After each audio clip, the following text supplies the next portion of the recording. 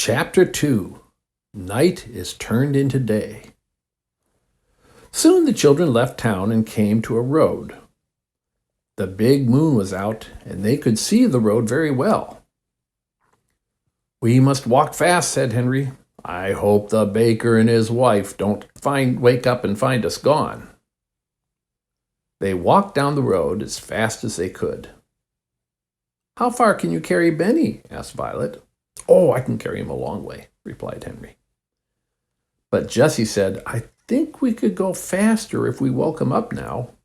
We could take his hands and help him along."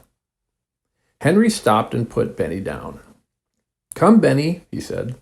"You must wake up and walk now." "Go away," said Benny. "Let me try," said Violet. "Now, Benny, you can play that you're the little brown bear and are running away to find a nice warm bed. Henry and Jessie will help you, and we'll find a bed." Now, Benny liked being the little brown bear, and so he woke up and opened his eyes. Henry and Jessie took his hands, and they all went on again. They passed some farmhouses, but the houses were dark and quiet. The children did not see anyone. They walked and walked for a long time. Then the red sun began to come up. "We must find a place to sleep," said Jessie. "I'm so tired."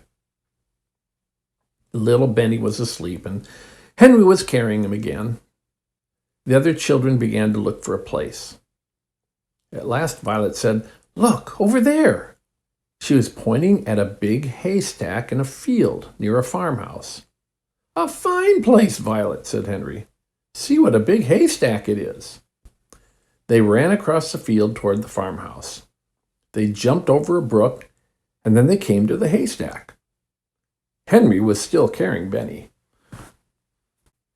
Jessie began to make a nest in the haystack for Benny, and when they put him into it, he went asleep again at once. The other children also made nests. "Good night," said Henry, laughing.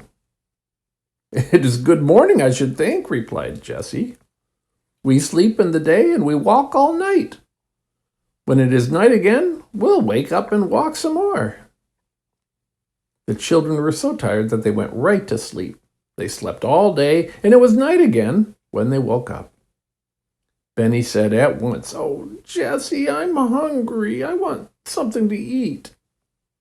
"Good old Benny," said Jessie. "We'll have supper." Jessie took out a loaf of bread and cut it into 4 pieces. It was soon gone. "I want some water," begged Benny. "Not now," said Henry. "You may have some water when it gets dark. There's a pump near the farmhouse, but if we leave the haystack now, someone will see us." When it was dark, the children came out of the haystack and went quietly toward the farmhouse, which was dark and still. Nearby was a pump, and Henry pumped water as quietly as he could. He did not even wake up the hens and chickens. "I want a cup," said Benny. "No, Benny," whispered Henry. "You'll have to put your mouth right in the water. You can play you were a horse." Now, this pleased Benny. Henry pumped, and at last Benny had all the water he wanted. The water was cold and sweet, and all the children drank. Then they ran across the field toward the road. "If we hear anyone," said Jessie, "we must hide behind the bushes." Just as she said this, the children heard a horse and cart coming up the road. "Keep very still, Benny," whispered Henry. "Don't say a word." The children got behind the bushes as fast as they could, for they did not have much time to hide. The horse came nearer and nearer and began to walk up the hill toward them. Then the children could hear a man talking. It was the baker. "I wonder where those children went," he said. "I don't think they could walk as far as Silver City. If we don't find them in Greenfield, we'll go home." "Yes," answered his wife. "I don't want to find them anyway. I don't like children. But we must try a little longer. We will look for them in Greenfield, and that's all." The children watched until the horse and cart had gone down the road. Then they came out from behind the bushes and looked at each other. "My, I'm glad those people didn't see us," said Henry. "You were a good boy, Benny, to keep still. We will not go to Greenfield."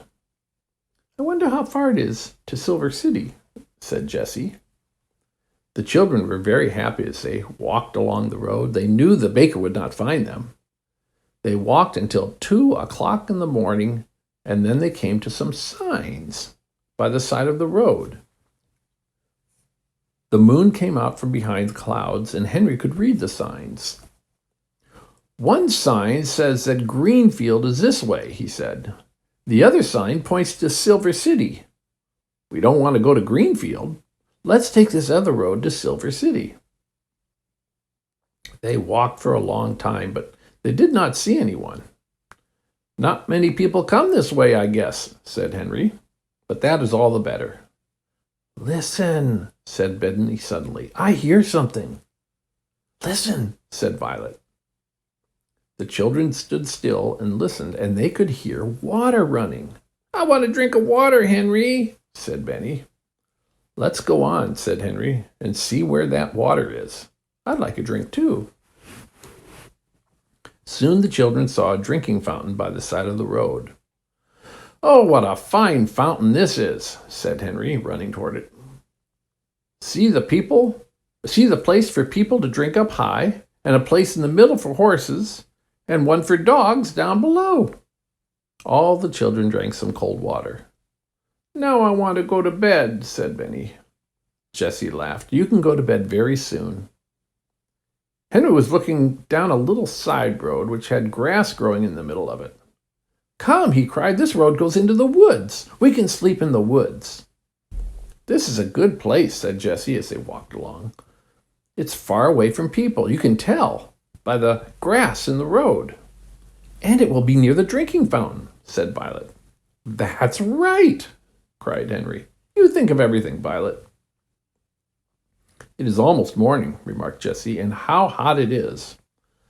"I'm glad it is hot," said Henry, "for we must sleep on the ground. We'll find some pine needles for beds." The children went into the woods and soon made 4 beds of pine needles. "I hope it's not going to rain," said Jessie as she lay down. Then she looked up at the sky. "It looks like rain, for the moon has gone behind the clouds." She shut her eyes and did not open them again for a long time. More clouds rolled across the sky, and the wind began to blow. There was lightning also, and thunder. But the children did not hear it. They were all fast asleep.